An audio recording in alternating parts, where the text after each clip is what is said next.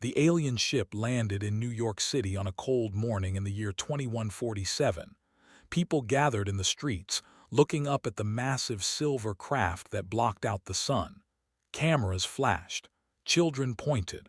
The world held its breath. When the door opened, three creatures walked out. They were tall, covered in scales the color of copper, with yellow eyes that studied humans like scientists studying insects. They called themselves, and they came from an empire that controlled 1,000 worlds. Their leader spoke in a strange language, but a small device on his chest translated his words into English. He said that Earth had been discovered. He said that humans were now part of something called the Galactic Concord, a group of 12 alien species that ruled the galaxy together. He said that humanity should feel honored. But the way he looked at the crowds, the way he smiled with too many teeth, told a different story. He looked at humans the way a rich man looks at beggars. Over the next few months, more aliens arrived. They came next, large creatures with 4 arms and skin like gray stone. Then the thin beings with large black eyes and voices like whispers. Each species sent ambassadors, scientists, and traders.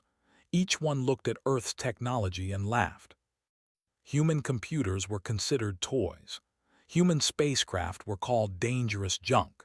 Human weapons were so primitive that one ambassador refused to even touch a rifle, afraid it might explode in his hands. The Galactic Concord placed Earth at the bottom of their ranking system.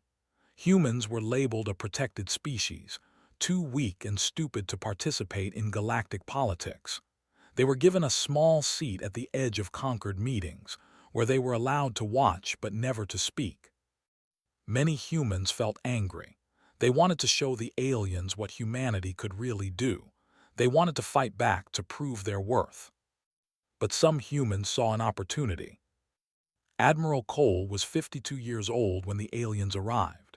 He had spent his life serving in the United Earth Navy, commanding ships that now seemed like wooden boats compared to alien vessels.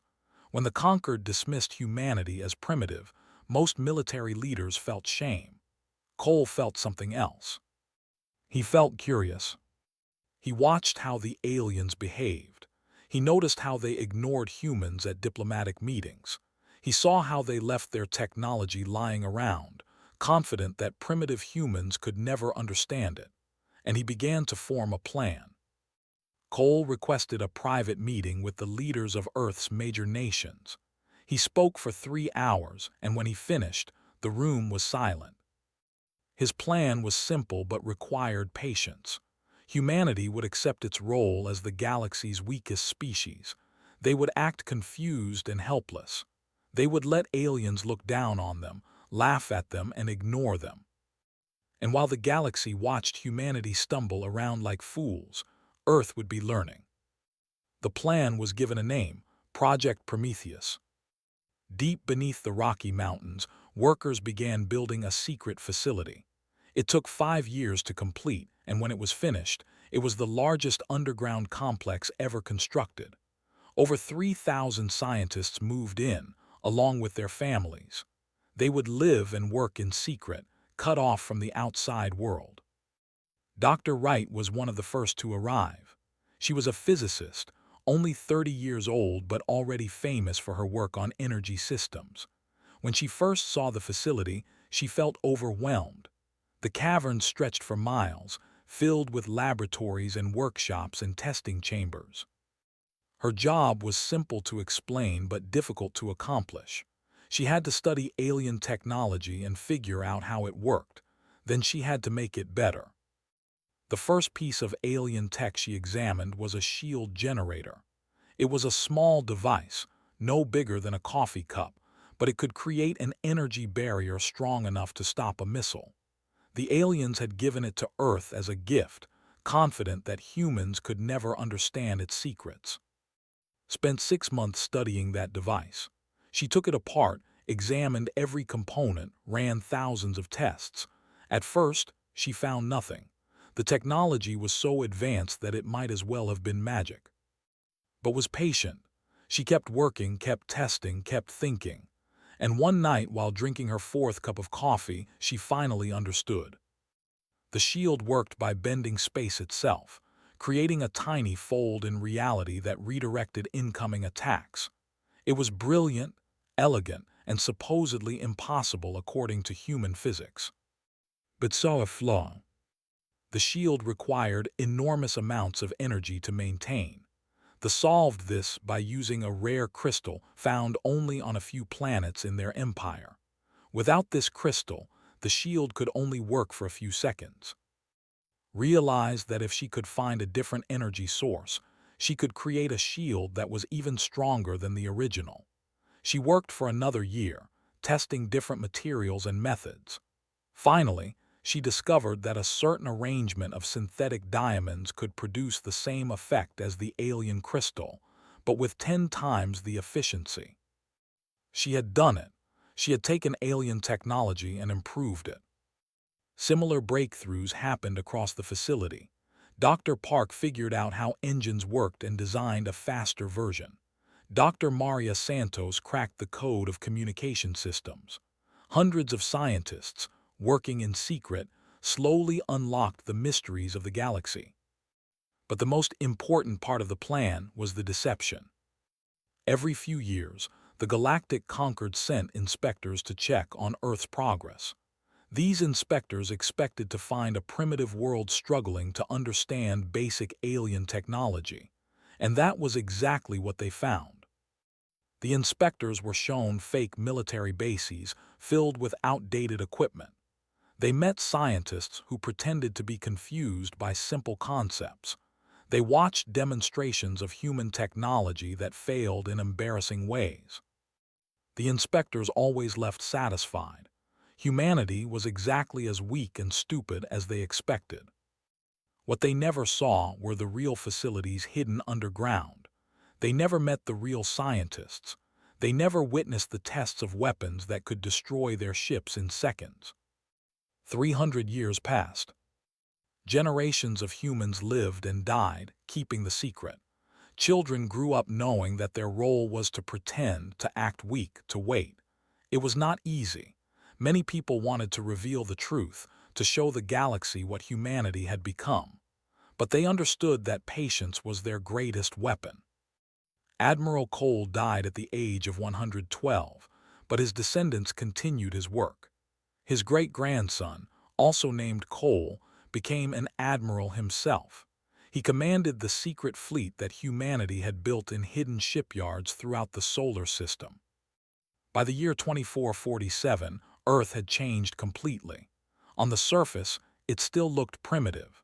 The cities were old, the technology was outdated, and humans still acted confused around aliens. But beneath that surface, humanity had become something new. They had ships that could outrun anything in the galaxy. They had weapons that could punch through any shield. They had soldiers trained in combat techniques that no alien had ever seen. And they had patience. 300 years of waiting, 300 years of planning, 300 years of pretending to be weak. Now they were ready. They just needed someone to start a fight.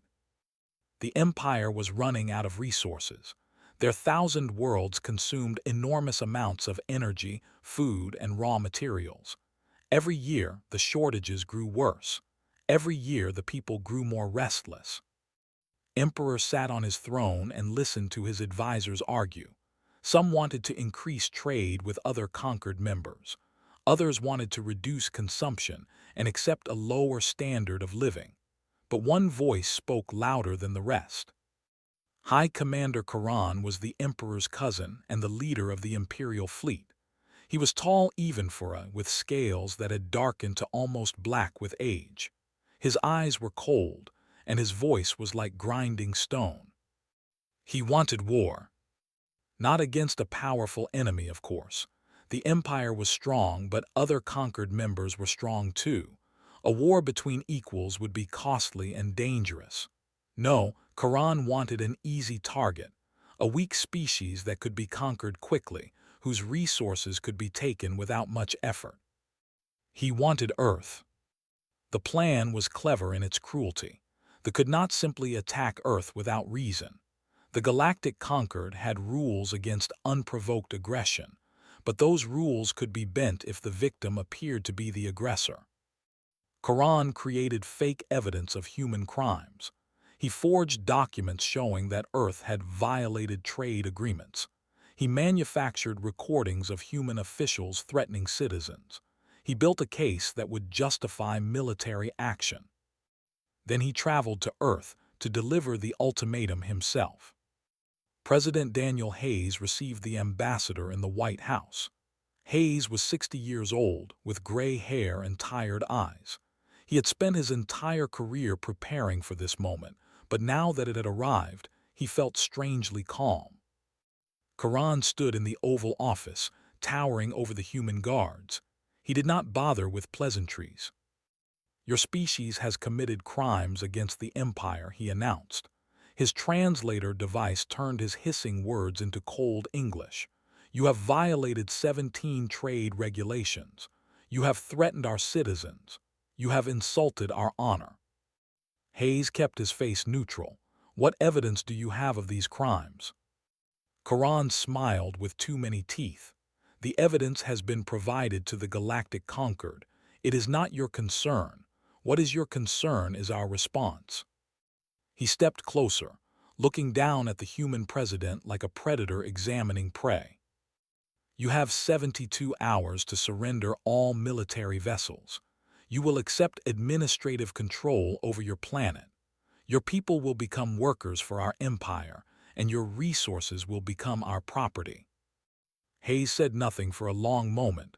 Then he asked a simple question. "And if we refuse?" Quran's smile widened. "Then we will take what we want by force, and there will be no one left to complain."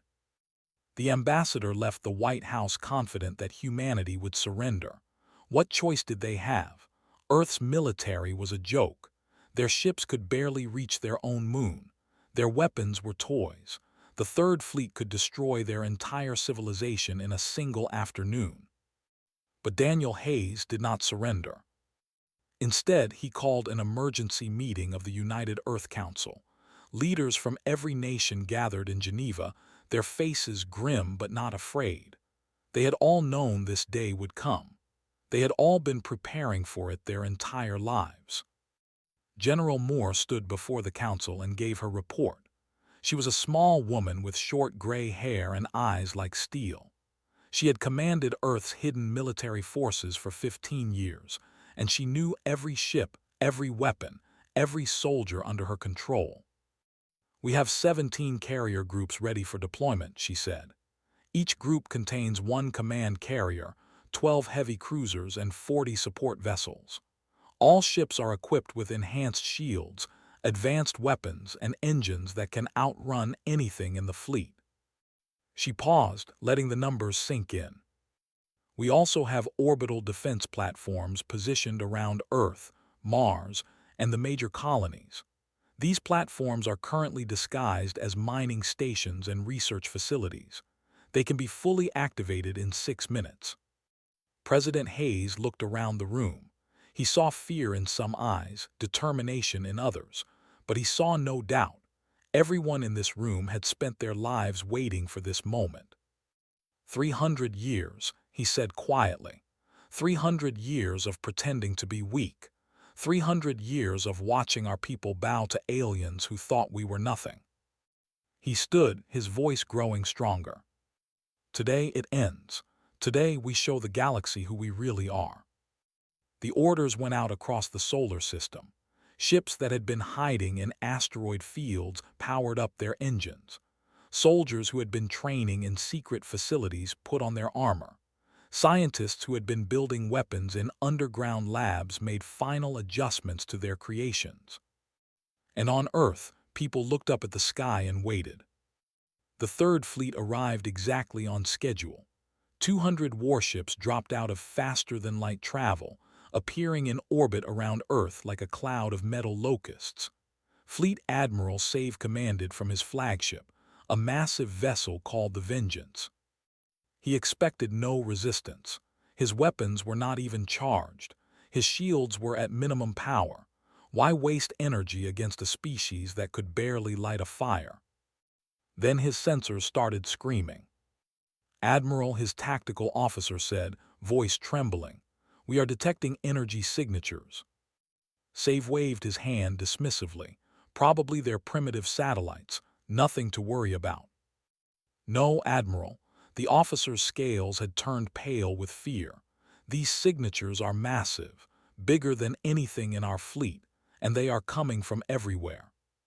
The Admiral looked at his display screen and felt his blood turn cold. Ships were appearing across the solar system. They emerged from the asteroid belt, from behind Jupiter's moons, from the dark spaces between planets. Hundreds of ships, each one bristling with weapons that glowed with terrible energy. And leading them all was a single vessel that dwarfed everything else in space. It was 3 kilometers long, its hull covered in weapon ports and sensor arrays. Its name was painted on the side in letters that they could not read. S. Defiance. Admiral Cole, great-grandson of the man who had started Project Prometheus, sat in his command chair and smiled. He was 55 years old, with gray hair and eyes that had seen too much deception. "Open a channel," he ordered, "all frequencies." His communication officer nodded. "Channel open, sir." Cole looked at the image of the fleet on his screen. 200 ships that had come to enslave his world. 200 ships that expected easy victory. He spoke clearly, knowing that everyone would hear his words. "This is Admiral Cole of the Earth Space Force. You came to our world expecting to find sheep. Instead, you have found wolves." On the flagship, Admiral Save listened in shock. "You believed we were weak," Cole continued. "You believed we were primitive. You believed we would bow before your mighty empire and accept our chains with gratitude." He paused. "You were wrong." The first volley came without warning. Energy beams that they had never seen before sliced through space, cutting through ships like knives through paper. Shields that were supposed to be unbreakable shattered in seconds. Hulls that were supposed to be indestructible melted like wax. Admiral Save screamed for his fleet to return fire, but it was already too late. Human ships moved faster than any vessel he had ever seen. They appeared behind his ships, above his ships, inside his formation. They struck from every angle, giving his crews no time to react. The Battle of Earth lasted 14 minutes. When it was over, 187 ships had been destroyed. Their wreckage formed a ring of debris around Earth, glittering in the sunlight like a crown of broken stars. Admiral Save survived. His flagship was crippled but intact, surrounded by only 12 other vessels that had managed to avoid destruction. He received one final transmission from Admiral Cole. "Go home, tell your emperor what happened here. Tell him that Earth is no longer a world of prey." Cole's face hardened. "Tell him that if he wants war, we will give him more than he can imagine." The surviving fled into faster-than-light travel, carrying a message that would change the galaxy forever. Earth had awakened, and the universe would never be the same. The news traveled faster than light. Within hours of the battle, every species in the galactic conquered had heard the story. Earth, the primitive world at the bottom of the galactic ladder, had destroyed a fleet, not just defeated it, annihilated it. 200 warships reduced to floating scrap in less than 15 minutes. At first, nobody believed it. The High Council dismissed the reports as propaganda. The Dominion assumed their intelligence networks had failed. Even the other commanders refused to accept that such a disaster was possible. But then the survivors arrived home. Admiral Save stood before Emperor and told his story. His voice shook as he described the human ships, their impossible weapons, their terrifying speed. He showed recordings from his bridge cameras, images of warships being cut apart like toys. The Emperor watched in silence. When the recording ended, he asked one question. "How did we not know?" Save had no answer. The Galactic Concord called an emergency session. This was rare. In 1,000 years of existence, the Concord had only gathered all 12 species in person a handful of times, but the situation demanded it. A species they had all dismissed as primitive had just defeated one of the most powerful fleets in the galaxy. The meeting took place on Concordia Station, a massive space platform at the center of the galaxy. Representatives from every species traveled for weeks to attend. When they finally gathered in the Great Chamber, the tension was thick enough to cut. Earth's new ambassador stood at the center of the room. Her name was Laura, and she was 43 years old. She had spent her career pretending to be confused by alien customs, stumbling over diplomatic protocols, playing the role of the ignorant human. Now she stood tall, her eyes clear, her voice strong. "For 300 years, my people have watched you divide the galaxy among yourselves," she said. "We watched as you treated younger species like property. We watched as you laughed at our technology, our culture, our dreams. And we waited." The representative, a massive four-armed creature named, growled from his seat. "You deceived us. You violated the trust of this Concord." Laura turned to face him. "What trust? Your Concord never trusted us. You placed us at the bottom of your rankings like animals in a zoo. You gave us no voice, no vote, no dignity." She looked around the chamber at the assembled aliens. The Empire attacked Earth without provocation. They manufactured false evidence to justify conquest. They came to enslave our people and steal our resources. Her voice hardened. "We defended ourselves. That is our right under your own laws." The High Counselor, an ancient being named Metherin, leaned forward. His large black eyes studied Laura with something that might have been respect. "Your capabilities," he said. "Our estimates suggest your fleet could challenge any single member of this Concord, perhaps any two members combined." Laura smiled. "Your estimates are wrong." Silence fell over the chamber. "Our fleet could challenge all of you," she continued, "combined, at the same time." The aliens shifted uncomfortably in their seats. Some exchanged worried glances. Others stared at Laura with new fear in their eyes. "But that is not our intention," Laura said. "We did not spend 3 centuries preparing for conquest. We prepared for this moment, the moment when we could stand before you as equals."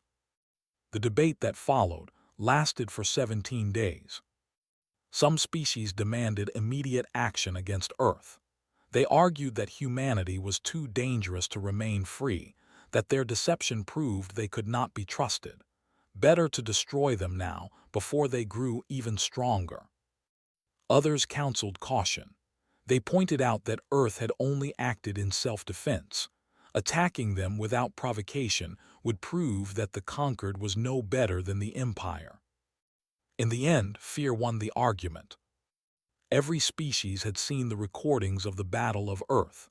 Every commander had studied the human weapons, their tactics, their terrifying efficiency. No one wanted to discover what would happen if they pushed humanity too far. Earth was offered full membership in the Galactic Concord.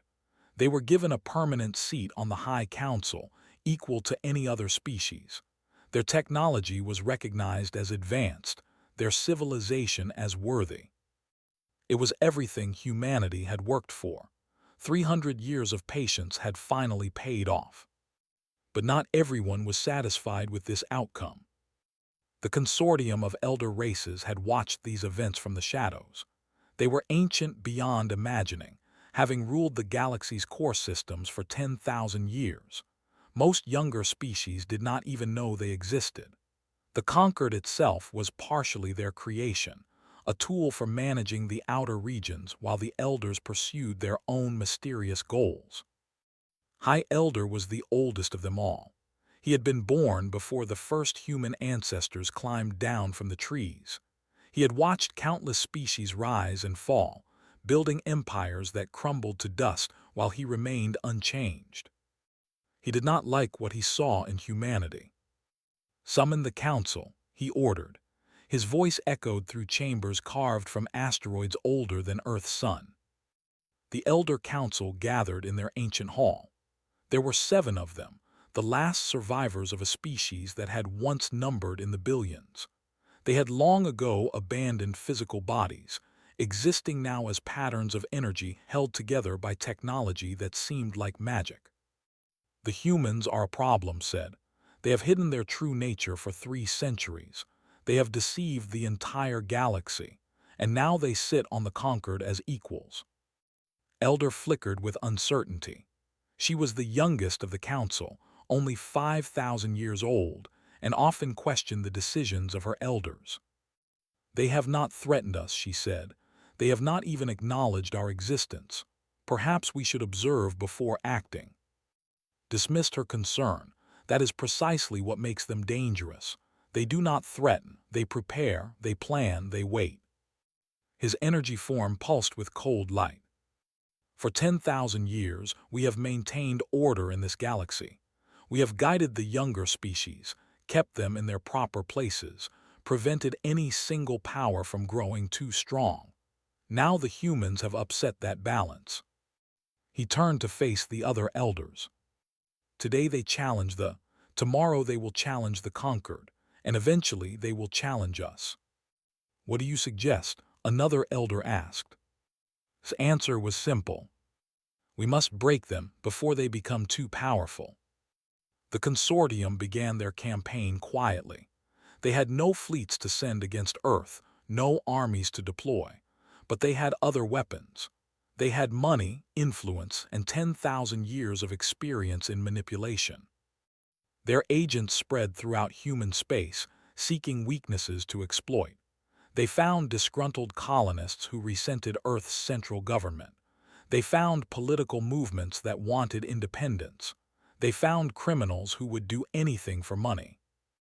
Within months, bombs were exploding in human cities. Ships were being hijacked. Colonies were demanding separation from Earth.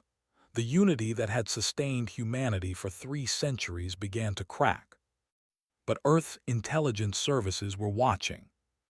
Agent Lisa Torres had spent her career studying alien infiltration techniques. She knew how the game was played. When strange money began flowing into separatist movements, she noticed. When weapons appeared that no human could have manufactured, she traced their source. It took her 8 months to find the truth. They are being funded by something called the Consortium, she reported to General Moore. They are ancient beings who have been manipulating the galaxy from behind the scenes for thousands of years. Moore studied the evidence with growing concern. What do they want? Lisa's answer chilled her to the bone. They want us destroyed, not conquered, not controlled, destroyed, because they see us as a threat to their order. The Shadow War had begun. Humanity had won its first battle against the galaxy, but the true enemy had not yet revealed itself. And when it did, the fight would make the conflict look like a minor disagreement. The Elders had ruled the galaxy for 10,000 years. They did not intend to stop now. The attacks grew worse every month. On Mars, a bomb destroyed a government building, killing 300 people. In the asteroid belt, pirates seized a convoy of supply ships. On the colony of New Eden, protesters burned Earth's flag and demanded independence. President Hayes watched the reports with growing frustration. His people were being torn apart, and the enemy remained hidden. They want us to fight each other, he said. They want us to waste our strength on civil war while they watch from the shadows. General Moore nodded grimly. The consortium is old and patient. They have done this before to other species. They destabilize from within, then move in when their target is weak. Then we need to stop playing their game. Earth's response came in 2 parts. First, they struck at the consortium's agents. Lisa Torres led teams of operatives across human space, tracking down the alien infiltrators and the humans who worked with them. It was quiet work, hidden from public view, but slowly the flow of money and weapons began to dry up. Second, they launched a campaign of truth. Earth scientists had learned much about the consortium during their investigation. They knew about the elder races, their ancient history, their hidden manipulation of galactic affairs. This information was valuable beyond measure. Laura called a special session of the Galactic Concord. She stood before the assembled species and shared what humanity had discovered. For 10,000 years, she said, the consortium of elder races has controlled this galaxy from the shadows. They created the Concord to manage the younger species. They started wars between empires to keep everyone weak. They assassinated leaders who threatened their order. She activated a holographic display showing evidence, financial records, communication logs, historical documents that had been hidden for. Every war you have fought, every treaty you have signed, every decision you thought was your own was influenced by them. They see all of us as children to be managed, puppets to be controlled. The reaction was explosive. Some species refused to believe it. They called the evidence fake, a human trick to gain power, but others looked at the documents and recognized patterns they had long suspected. Trade deals that always benefited certain parties, wars that started for no clear reason, leaders who died at convenient moments. They were the first to demand answers. Their historians examined the records and found references to consortium interference dating back thousands of years, trade routes that had been redirected, resources that had been quietly stolen, voices that had been silenced. They conducted their own investigation and found similar evidence. Their ancient texts spoke of beings who watched from the shadows, guiding events according to their own mysterious plans. Within months, the consortium's secret was no longer secret. High Elder watched his careful plans unravel. For 10,000 years, his people had operated in darkness, invisible and unchallenged. Now the younger species were asking questions, demanding explanations, threatening rebellion. The humans have poisoned them against us, he said. They spread lies and call them truth. Elder disagreed. They spread truth and you call it lies. Perhaps that is the problem. Turned on her with cold fury. You would side with these creatures, these insects who have existed for barely a moment compared to us. I would ask why we fear them so much, replied. What do they represent that threatens us so deeply? Had no answer, or perhaps he did but refused to speak it. The consortium's response was swift and brutal. On July 4th, 2449, a date that humans considered sacred, 30 warships appeared in orbit around New Haven Colony. They bore no markings, answered no communications, and gave no warning. The bombardment lasted 2 hours. When it was over, New Haven was a graveyard. 30 million people had died, burned to ash by weapons of terrible power. The beautiful cities that colonists had spent generations building were now craters of glass and stone. Admiral Cole received the news while commanding Earth's first fleet near Jupiter. He stood on the bridge of the Defiance and watched the casualty reports scroll across his screen. Each number represented a person, a family, a dream that would never be fulfilled. The consortium did this, his tactical officer said quietly. The ships matched their energy signatures. Cole's face was stone, but his eyes burned with something terrible. For 300 years, we showed patience. We played their game. We waited for the right moment to reveal ourselves. He turned to face his crew. No more waiting, no more games. The Elder War began that day. Earth's military launched attacks across the galaxy. They struck at consortium supply lines, destroyed their hidden bases, hunted their ships through the darkness between stars. It was not the massive fleet battle that everyone expected. It was a campaign of precision and vengeance. The consortium fought back with every weapon they possessed. They had technology that made human ships look primitive. They had experience gathered over 10,000 years. They had resources accumulated from countless conquered worlds. But they had never faced an enemy like humanity. The war lasted 3 years. In that time, both sides suffered terrible losses. The colony fell when consortium forces overwhelmed its defenses. 2 million people were evacuated, but many more were left behind. The shipyards at Tau were destroyed in a battle that cost Earth 15 cruisers and their crews. The research station at Alpha was attacked and burned, its scientists scattered to the stars. But humanity kept fighting. General Moore developed new tactics that confused and frustrated the elders. Human ships would appear, strike hard, and vanish before the enemy could respond. They targeted communication nodes, supply depots, and command centers, disrupting the consortium's ability to coordinate. Dr. Wright, now elderly but still brilliant, created weapons that even the elders had never imagined. Energy beams that could pierce ancient shields, missiles that could track targets through faster-than-light travel, devices that could disable enemy ships without destroying them. And throughout the galaxy, other species watched and learned. They began building their own versions of human weapons. They started questioning orders from consortium-aligned leaders. Even some, still bitter about their defeat at Earth, began to see humanity differently. The humans fight not for conquest, one commander noted. They fight for survival, and they fight together.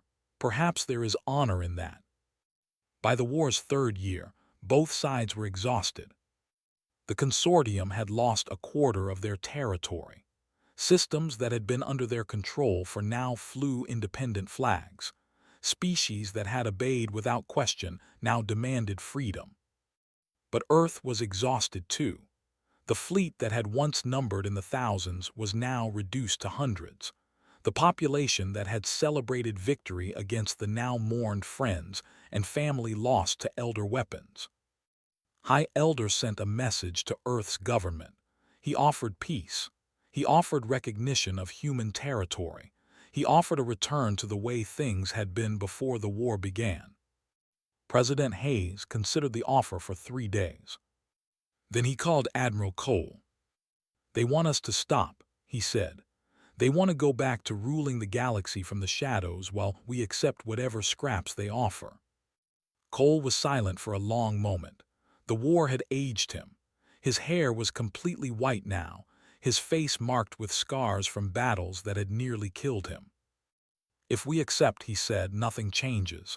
They will rebuild, they will plan, they will strike again when we are weak." Hayes nodded. That was what he had concluded too. But can we win? Can we actually defeat them? Cole thought about the question. He thought about 300 years of preparation. He thought about the millions who had died keeping humanity's secret. He thought about the children who would inherit whatever future they created. "Maybe not," he finally said, "but we can show the galaxy that they can be challenged. We can prove that the elders are not gods, and maybe that will be enough." Hayes understood. The war would continue, and its final chapter would be written in blood and fire. The plan was called Operation Dawn. Admiral Cole stood before Earth's High Command and explained what he intended to do. The room was quiet as he spoke, and the faces around him showed a mixture of fear and admiration. "The consortium believes we can only fight one way," he said.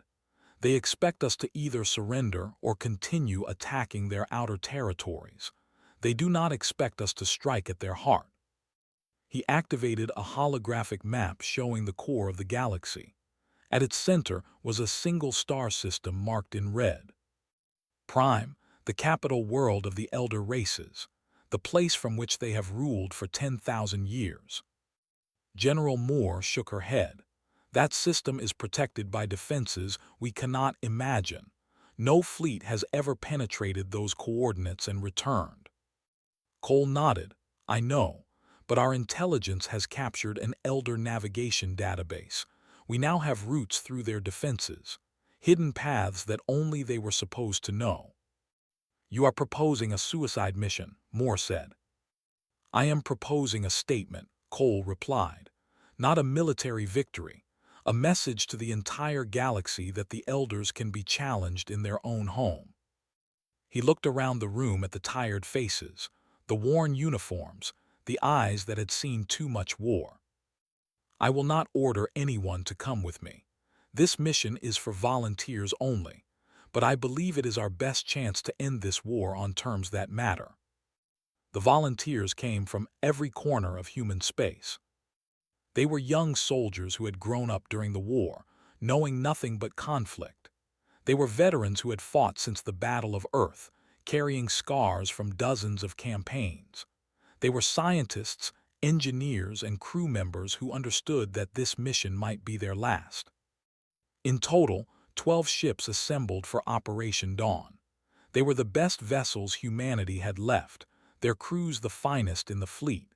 Admiral Cole commanded from the bridge of the Defiance, the same ship that had led the counterattack against the 3 years earlier. Before departure, Cole recorded a message for his family. "I do not know if I will return," he said. "I hope I will. But hope is not certainty, and I want you to know how much I love you. Everything I have done, everything I have sacrificed has been for the future you will inherit." He paused, struggling to find the right words.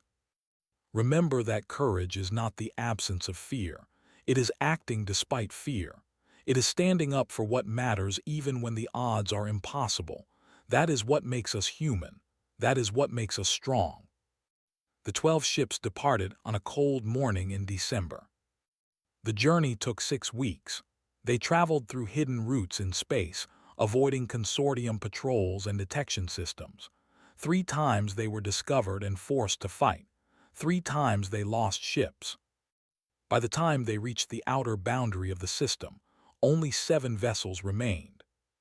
Admiral Cole looked at his crew. They were exhausted, wounded, and afraid, but they were still there. They had not turned back. "Today we write history," he said.